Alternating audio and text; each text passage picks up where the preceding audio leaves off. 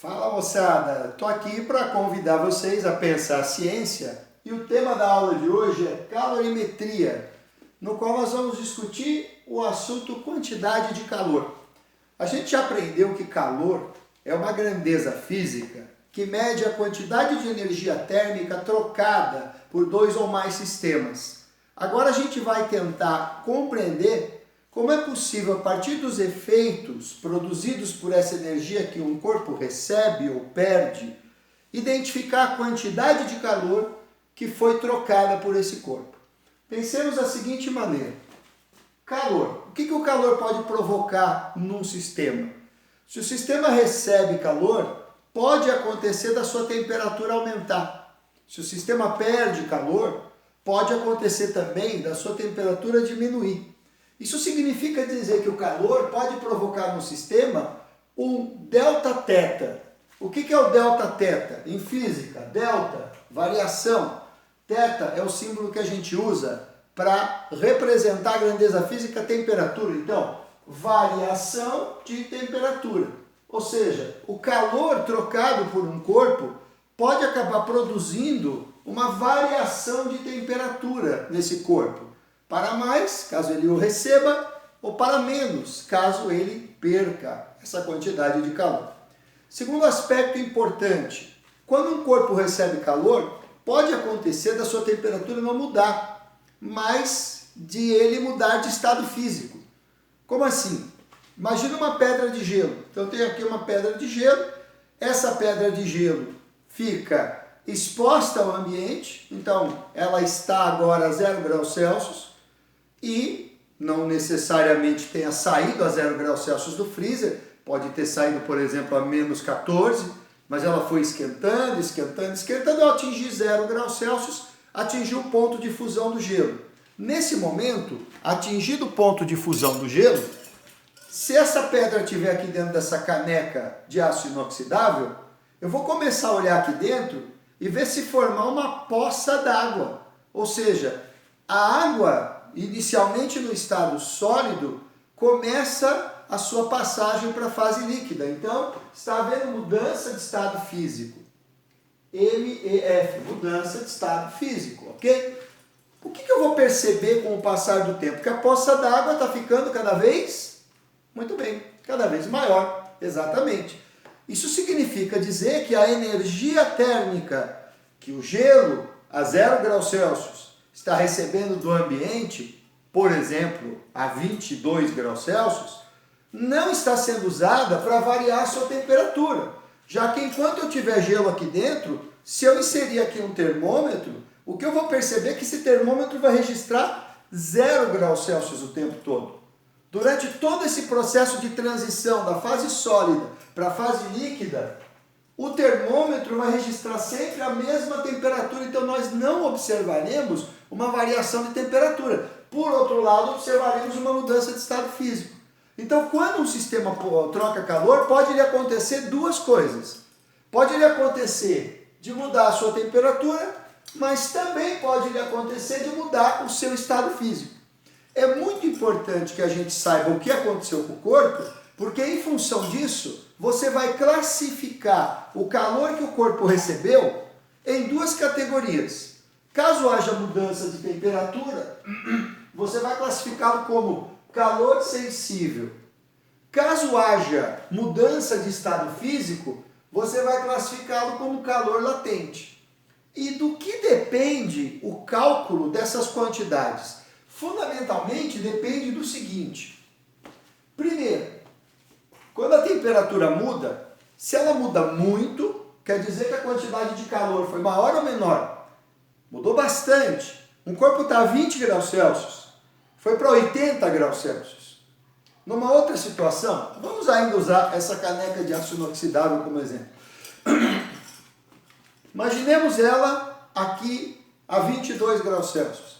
Eu coloco sobre a chama do fogão, dali a pouco eu vou verificar, está a 82 graus Celsius. A temperatura subiu de 22 para 82, exato, 60 graus Celsius. Muito bem. Esse aumento de temperatura em 60 graus Celsius significa nos dizer que ela recebeu uma certa quantidade de calor da chama do fogão. Mas e se a temperatura tivesse chegado apenas a 32 graus Celsius? Em vez de subir 60, ela teria subido apenas 10, correto? E se subiu apenas 10, quer dizer que ela recebeu maior ou menor quantidade de calor? Por proporção, por um raciocínio intuitivo, a gente imagina, esquentou menos, recebeu menor quantidade de calor. Mas esse raciocínio intuitivo está correto. Não raciocínio intuitivo que não faz sentido, ele faz todo sentido. Portanto, a quantidade de calor sensível que um corpo recebe está diretamente associada à variação de temperatura que essa quantidade de calor produziu. Quanto maior a quantidade de calor fornecida, maior a variação de temperatura que o corpo fica sujeito. Vamos pegar uma outra situação. Eu vou encher esta caneca com água. Na verdade, ela já tem bastante água, né? Estava precisando de um gole. Então, essa quantidade de água que tem aqui, era assim, agora está assim, eu diria que corresponde a uma determinada massa. Suponhamos que eu aqueça a água que está aqui dentro dos mesmos 22 graus Celsius para 42 graus Celsius. Só tem isso aqui de água, tá? Eu vou precisar de uma certa quantidade de calor sensível para produzir essa variação de temperatura. Mas se a caneca tivesse cheia como estava no início, antes de eu beber a água, eu precisaria de uma quantidade de calor maior ou menor para levá-la dos mesmos 22 aos finais 42. Intuitivamente, maior quantidade de água, maior quantidade de moléculas H2O.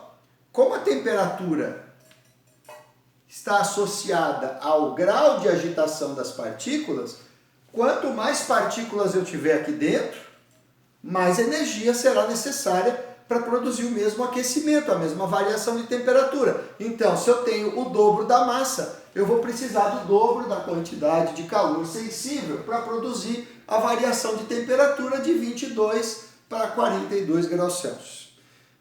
Finalmente, o último elemento, material. Será que se essa caneca de aço inoxidável fosse, por exemplo, de alumínio, a quantidade de calor necessária seria a mesma? Se você usou a sua intuição e respondeu não, você acertou. Arranjos atômico-moleculares diferentes respondem de maneira diferente às quantidades de calor que você fornece. Materiais como o aço inoxidável consomem por volta da metade da energia que o alumínio consome. Então, se fosse de alumínio, a mesma caneca, o mesmo formato, a mesma massa, você precisaria, para uma mesma variação de temperatura de 22 para 42 graus Celsius, do dobro da energia. Com isso, nós concluímos que a quantidade de calor sensível que um sistema troca, ela vai depender de 3 fatores: da massa desse objeto, do material de que esse objeto é feito e da variação de temperatura a qual ele fica sujeito. E se nós multiplicarmos esses 3 fatores, essas 3 grandezas físicas, nós chegaremos a essa expressão matemática aqui, ó. A quantidade de calor sensível depende da massa, depende do material e depende da variação de temperatura a que esse material ficou sujeito. Ah, professor, o que é esse Czinho que você escreveu aí? Esse Czinho representa para nós o calor específico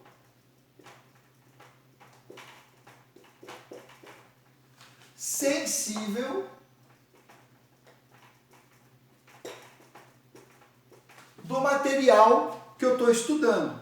Só para citar como exemplo, aço inoxidável consome aproximadamente 0,1 caloria para que cada grama desse material modifique a sua temperatura em 1 grau Celsius.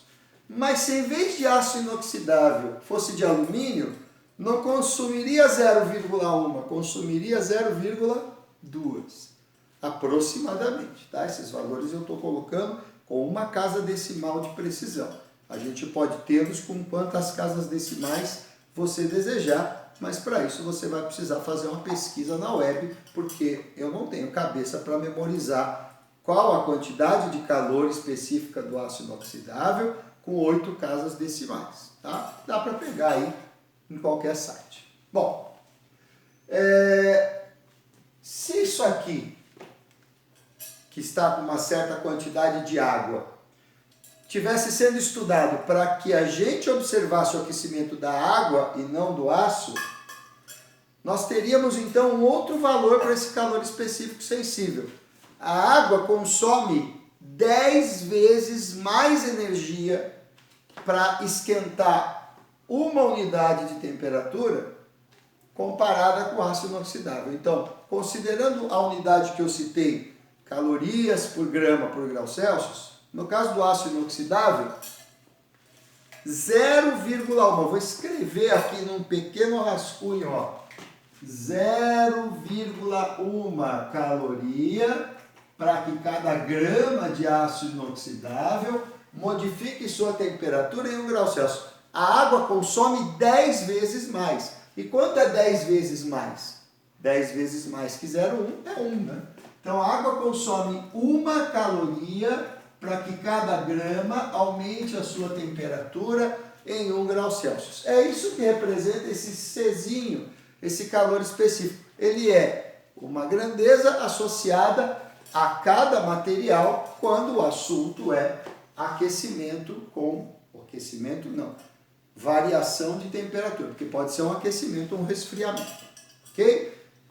Professor, e o outro?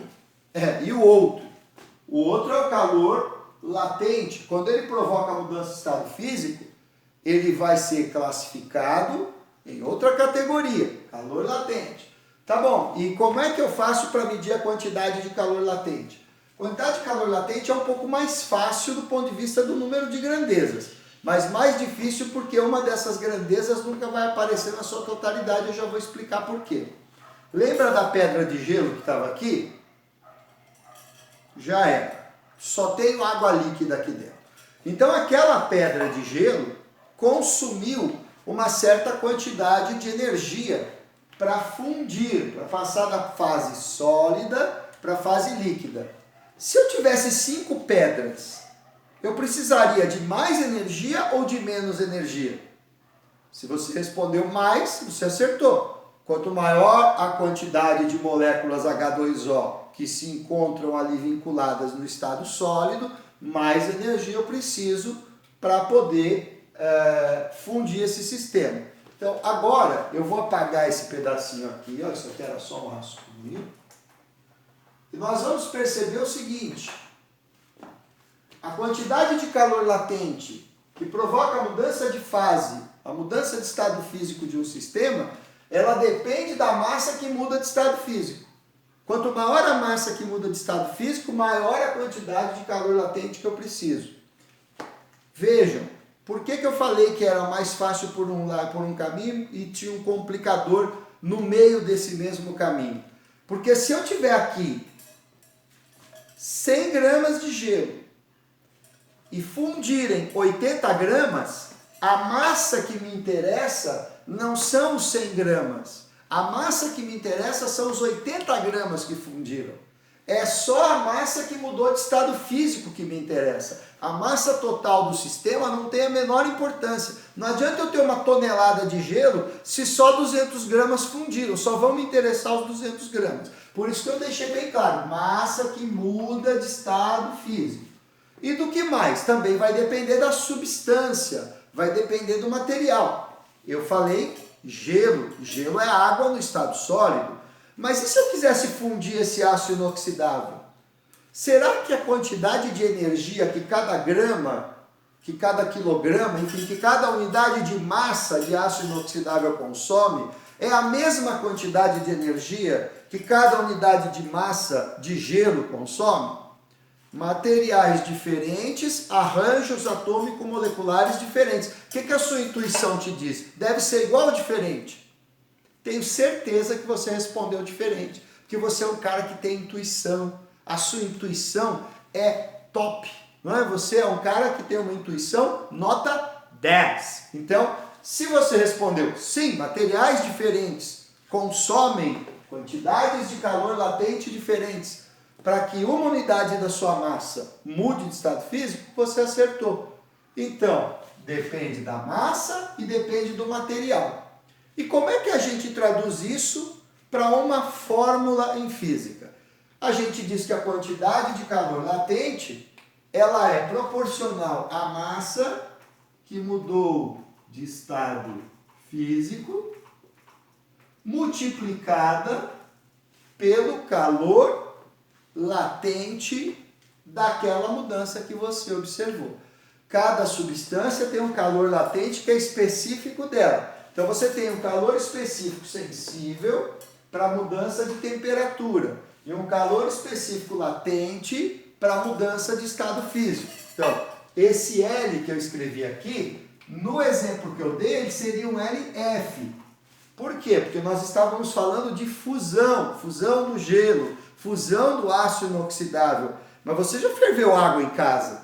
E quando você ferve água em casa, ela vaporiza ao atingir o ponto de ebulição para aquela pressão, né?